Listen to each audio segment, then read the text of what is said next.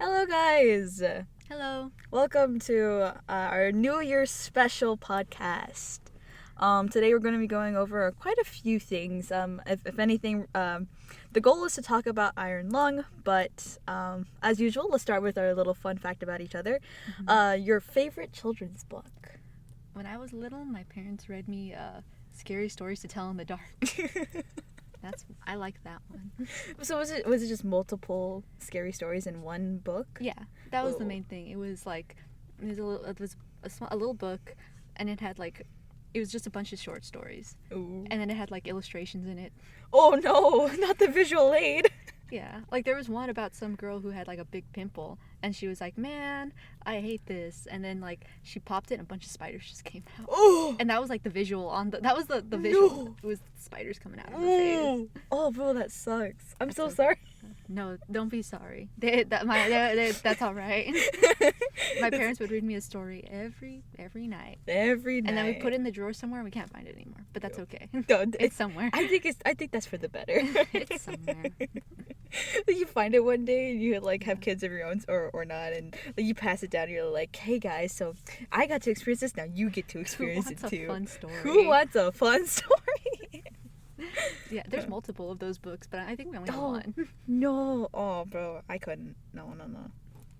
My favorite children's book is Where the Wild Things Are. And I know there's a movie about it, but I refuse to watch it. I've heard mixed things. Some saying that it follows the book. Some saying that it's gross.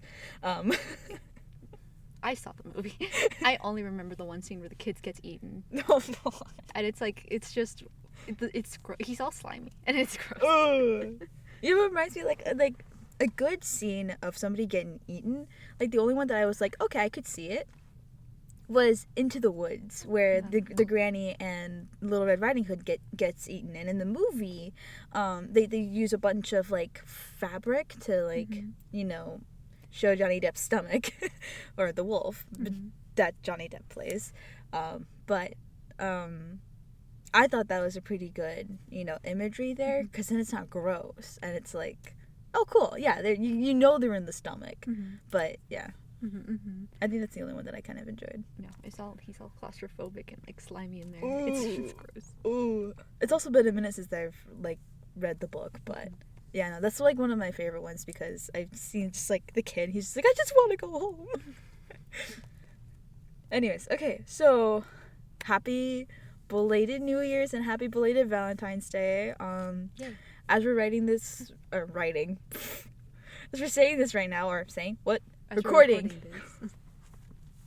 It's been a minute, guys. It's been a minute. I think by the time this will come out, it'll be next week, so it'll be near the beginning of March, right? Yay. Yeah. So 2 months into the new year. How's your guys' new year been? Ours have been pretty good, honestly. Yeah. Pretty good. Yeah. Yeah. It's pretty good. It's only been 2 months. It's only been 2 months. Too early to tell, but unfortunately and fortunately, this will be our last semester being able to record this stuff over here at the studio. So we're gonna probably have to be very creative with our future podcasting after we graduate. Maybe But through like Discord or something. probably, yeah, which I find it's gonna be interesting. It's gonna be interesting. Our audio's gonna be wildly different. Yeah. Well, anyways,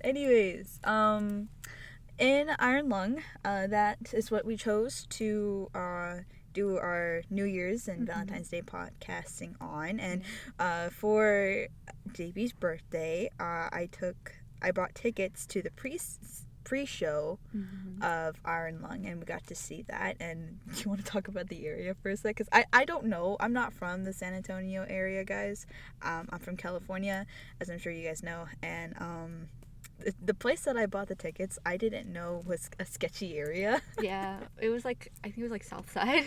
Yeah. It was a bit of a sketchy area, but that's okay.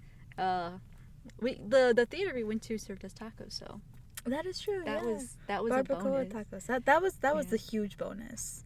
And not only did like the movie started and then we sat down and they served us the tacos. So it's not like we had to bring the tacos with us to our seats. They brought it to us. Yeah, the tacos pretty good, I think. I like them eating them. The tortillas were a little rubbery, but that's okay. It's okay. It's fine. That's okay. Nothing like a good homemade flour tortilla though. Man, I kind of want a taco. Maybe after this we go do that. Should we go buy the HEB homemade ones? Okay, now you got me like ready for that. I'm gonna tear some tacos up. Comment down below where your guys' comfort food is. Do you guys like tacos? What kind? What kind of tacos? There's so many different tacos out there, bro. Dude, puffy tacos? Have you had those? Do you like them? They're pretty good. They're pretty good. They're pretty good. They're pretty good. I like myself a good taco de bistec. Ooh, I haven't heard that one. It's just steak tacos. It's little bits of steak meats. Oh, I thought that was carne. Tacos de carne. Well, in Spanish, steak is bistec. Oh. See, you learn something every day. Anyway, so the overall plot of Iron Lung, comparison to, I guess, the game. But let's go over the movie first. I kind of agree with, like, as somebody who hasn't seen or played the game Iron Lung, I thought the movie was pretty great because Markiplier, but the ending, I'm still intrigued over why his eye just started to glow. Because I'm like, was it just because he's, exploding everything and he's just like, rah! Yeah. That's what my take was on it, but I'm like, I don't know. What if he's like somehow has like got superpowers or something? And yeah. Have you seen the theories? Because I think Markiplier released like the little models of the fish and stuff, and they had all the human skulls inside on the side. Ooh. And so some people have the theory at the end that like everyone that dies down in like the ocean, they become part of like the big fish. They become part of the monster. Oh. And so I've seen some people be like, no, that's him assimilating into becoming like part of it as well. Yeah. Interesting. I like that theory. Yeah, I think it's pretty cool. It's better than the one that I had just said with him getting superpowers randomly. I'm like, because the fish also like they were copying I think one of the voices that they had heard. Remember through the intercom when they were like the British lady. Right. Yeah. So I've seen like with that theory, I've also seen that like that was the fish mimic, like it was the other lady that was in the previous sub, but she was talking through the fish, and they're all like one hive mind. They're all yeah. It's like reminds me of like Poppy Playtime with Dilly, where they have like all those 3 kids inside him, and they each share like the same consciousness, but it's kind of like that. Yeah. Cool. Yeah, I like that. Overall, characters speaking, Simon is the character that Markiplier plays. I call him Markiplier. But I was gonna say I think we all call him Markiplier. It's just Mark. It's just Mark. Yeah. But anyways, I think Mark did a lot of fan service within there when he took off his shirt. I think that's something that has to be said honestly and talked about more often, because I feel like there's the Markiplier fandom, I feel like they're ashamed to say it, but I mean, you gotta admit, like, that scene, I feel like, hooked a lot of female viewers. Or male viewers, like people who are attracted to Mark. Brought all those guys into the movie theaters, because as soon as it came out, everyone was like storming it, and like my my Instagram was very much filled with like Markiplier and people going oh to the screen every time like that scene came on. Yeah. But overall, Markiplier's character Simon, I feel like he's interesting because you've played the game, right? Yeah. So, what did you think of Simon as a character? They definitely gave him a lot more character, because in the game you're just in the sub, you don't really talk. So they had a lot of character work and like world building to do in the actual like movie. Right. Because in the game, the main thing is like you're a prisoner, you're sent to the moon or whatever. And then you go into the blood ocean, and then you just take these pictures, and they're like, okay, and you can leave. But in the game, the main thing is like you're not supposed to leave. That's supposed to be a death sentence, because no one really comes out. You just get eaten by the big fish. Yeah. By the big angry guy. Reminds me of Pressure. Yeah, it's kind of like Pressure, except like you're just not meant to leave in this one. In Pressure, you can get out. In Pressure, you can, but you need to like really like you gotta lock in. Yeah. But so they had a lot of, I think, breathing room to do with like Mark's character, what they could do with him, or like what they could make him be. Yeah, honestly, I feel like Markiplier's, whoever was shooting the cameras, Mm-hmm. they did an excellent job shooting the same scene so many times throughout the entire movie. Oh yeah, the cinematography was great. It was fantastic. There was angles in there where I was like, dude, that in the transitions, they were spectacular. I was very much hyped about that.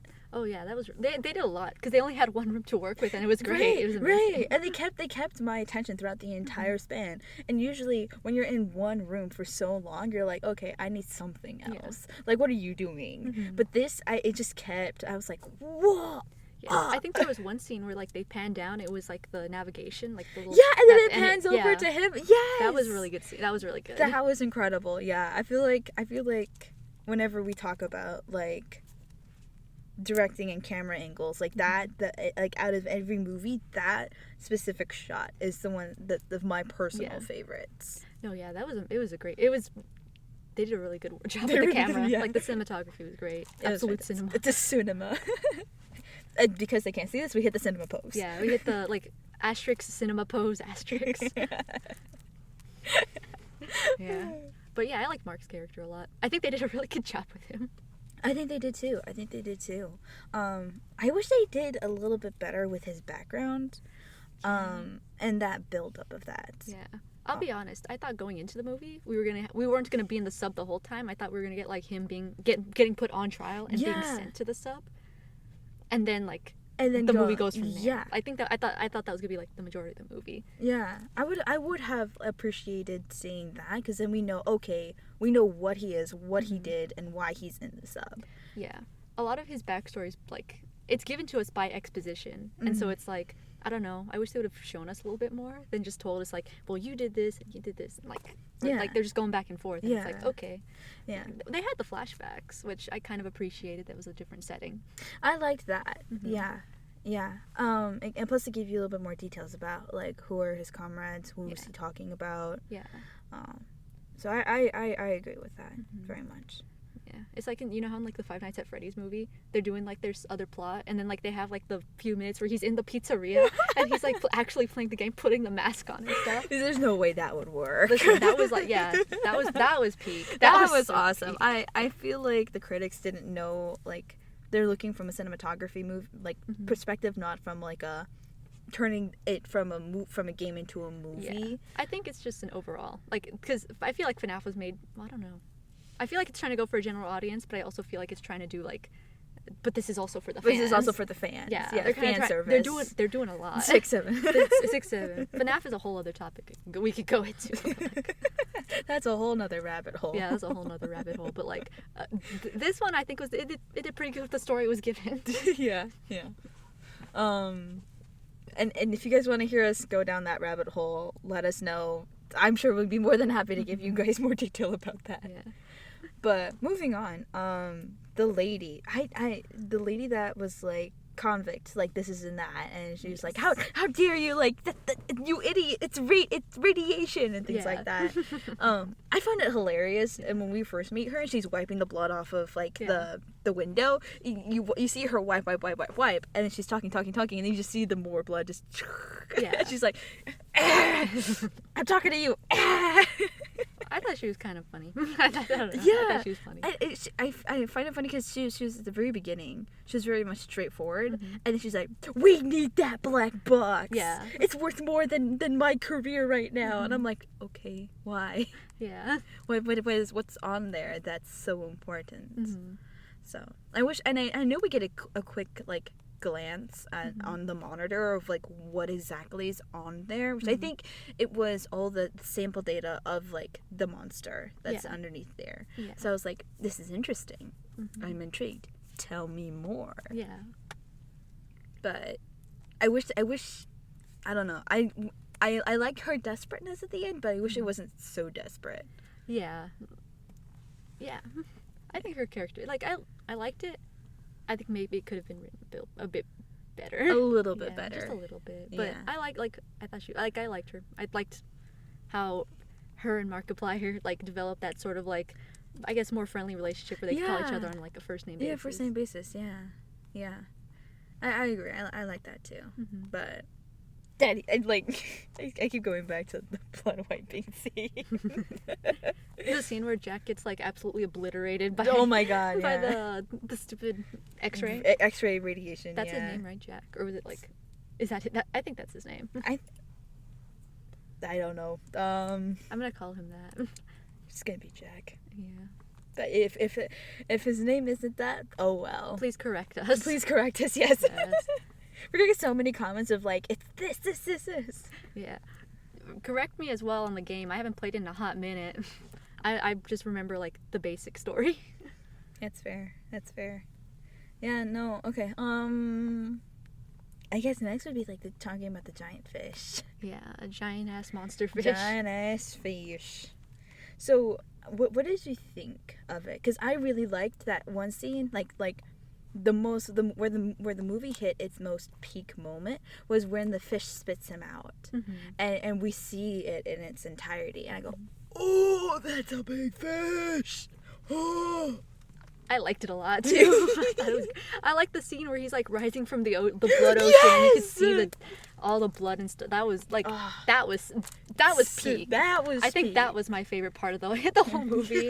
When he's like face to face with it. Oh my god, yeah. Oh my god, I love that part. That shot. I don't know.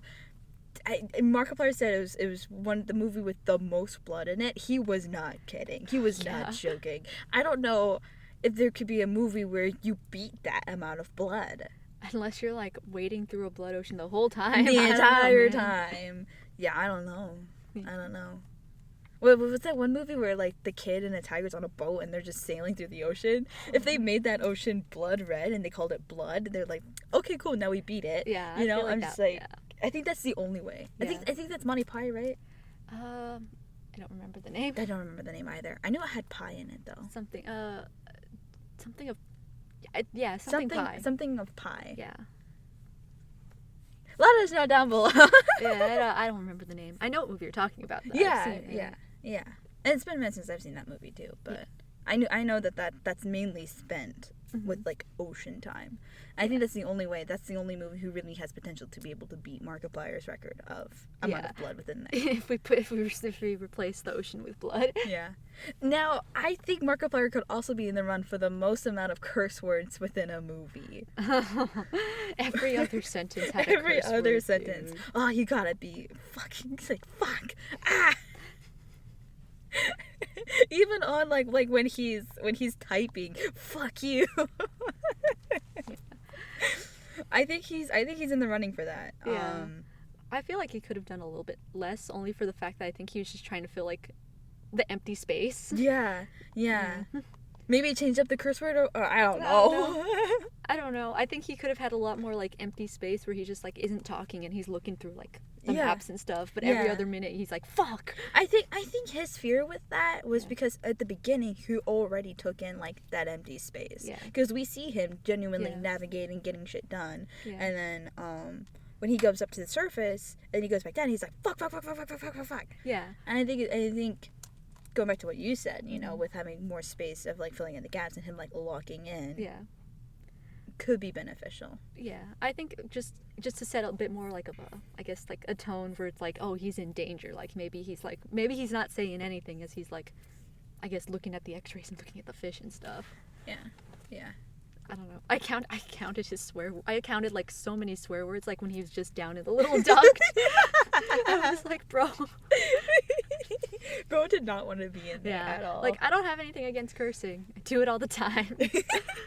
But I don't know. I like when it's in the movie sense, that you can it was when you lot. start to pick up on it, that's when it shows like it's been a minute. Yeah, I'm like it's a lot, but it's like I guess I don't mind. It's whatever. It's fine. It's whatever. Plus he's supposed to be a convict, so I guess that would make sense as to like why. Yeah. We need to stop doing that. The viewers, the listeners are only going to hear us go 6-7, and they're not going to be able to know why we're doing it. Well, anyways, in comparison to the game, I guess, going back to that real quick, did he use, like, actual, like, I wouldn't say footage of the what's it called? The fish from the game? Or did he, like... What did... Did the photography match up from the game to the movie? I think the movie had a lot more like new ones. Yeah, I think because I know they didn't include the giant eyeball, like because there's in the game I think there's the giant eyeball that you see, but I don't think they put that in the movie. They did actually, because you remember when he land at the bottom, I think, and then he comes to, and he's looking around and he's like moving and this and that, and then like you see the eyeball. I don't remember. Oh. I've only seen the movie once. No, I've only seen the movie once either, but I do remember seeing like an eyeball and it blinking, and then the rest of the fish just rubs up against like the glass. Well, I'm glad they included it. I didn't see it, but I'm glad they included it. Yeah, it's okay. I haven't seen the game, so I'm like I don't know what eye are exactly talking about, but I assume that you see it at the glass that you have right there. Yeah. I don't remember a lot of the pictures that they had, but I think some of them matched up. I think a few of them matched up. Yeah. Because the game, the graphics of the game like aren't the best, right? It's more square and it's very pixely. Yeah. So I can imagine that it's a little bit more difficult to get to a T what exactly the game was trying I don't think to in get the game they had it where he was going into the little cave. I know that's like a meme that people are making with like the monster and it's going into like the little cave. Me stepping out to go get a glass of water, got spotted and going back into my room. Yeah. I know that's a big meme people are making. Yeah. I don't know. I'd have to go back and compare the game and the movie photos. Yeah. Well, overall, a quick Google search gave us that the audience, 88% of them liked it, and around 61% of critics liked it, which I think is pretty interesting. Yeah. Well, the audience are all Markiplier fans. That is true. And even then, like, I think some non-Markiplier fans who, like, know of Markiplier who was like, I'll go see his movie, you know, because there's been a few other YouTubers that have done movies, yeah, it's too. like, I'll support an indie creator. Yeah. And then they rated their likeness of it, too. Yeah. But yeah, no. Because this is a New Year's and Valentine's Day thing, we're going to pivot to something called Valentine's Day, White Day, and Black Day. White Day is not what you think it is. Not American. Don't put your American perspectives and assumptions onto that title. I was talking about this. I bring this up because, Valentine's Day, but also there's a funny story that goes to this. It was on the day of Valentine's, and it was, I gave Jaden flowers, Jaden gave me flowers too, and in Asian culture, I think it's more specifically Japanese, so correct me please if I'm wrong, where they have White Day, which is on March 14th, January, February, March, March 14th, and those who received chocolates or flowers give something back to the person they received it from. So, example, Jane gave me flowers, I give them chocolates in return on March 14th as a way of thanking them and reciprocation and things like that. Black Day are for people who didn't receive anything February 14th and who didn't receive anything March 14th. So they have their own day to go celebrate themselves, which I thought was interesting. But the funny story that comes with that is after Valentine's Day, I posted something about White Day. And all my friends thought that it was like the white supremacist something. What, it was like a white supremacy thing. Yeah. I go, no. It's not that. I promise you, it's not that. You had the love song in the background, though. So it should be fine, but, like, I hope that, like, whoever practices White Day here in America, I hope they don't get any negative feedback from it, because it's a genuine cool culture and cool thing to practice, in my opinion. But, yeah, no, that's just, like, a funny story that I wanted to share. Let us know if you guys are going to be practicing any of those this year. As we know, like, White Day is coming up next month, so. Hooray, huzzah. Which is another thing that we've been watching is The Great. The Great is funny. The Great is funny. Let us know what your guys' opinion on In the Emperor and then how depicted he is in there. we're gonna be asking for a lot of input from you guys because we'd love to listen from you guys. Yeah. Also, we haven't done this in a while. We need feedback. We need input. We need feedback. Yeah. Yes. Well, I think that kind of wraps up our New Year's podcast. Pretty much. Is there anything that you wanted to add? Go watch Iron Lung. It's pretty good. Yeah. Go watch it. Go watch it now. Yes. Alrighty. Well, thank you guys so much for, I almost said watching. Yeah, for listening. For listening in. Happy belated New Year's and happy belated Valentine's Day as well. And as always, if you guys have any musical recommendations, please let them... Yeah, leave them in the comments. We usually do musical reviews, but we did Iron Lung this time because Iron Lung's chill. And it's a New Year's special, so Yes. we decided to step out of musical and go into a movie. Yeah. If But- you guys want to hear movies, put those down below too. We Yeah. could do that. We could do that too. Yeah. We're open to a lot of things. Yeah. Cartoons, TV shows, anything. Anything, honestly. And you know what? And something that if if you guys really want us to work for our next episode, TV series that I haven't seen that Jaden has. What was the bird one? With the raccoon. Oh, regular show. That one. Adventure Time, Steven Universe. Yeah. I've officially seen, I think, 2 episodes of Gravity Falls. Gravity Falls goes But that's all hard. I've seen. Dude, Gravity Falls is so good. So if you guys really want us to work for our next episode, tell us to watch any of those and we'll have to Tell us to watch Gravity Falls. We'll have our work cut out for us. But yeah, no, any musical recommendations, place them down in the comments. Drop a like and follow along for more episodes as we go through this new year together. Hooray. And as always, Stay epic, listeners.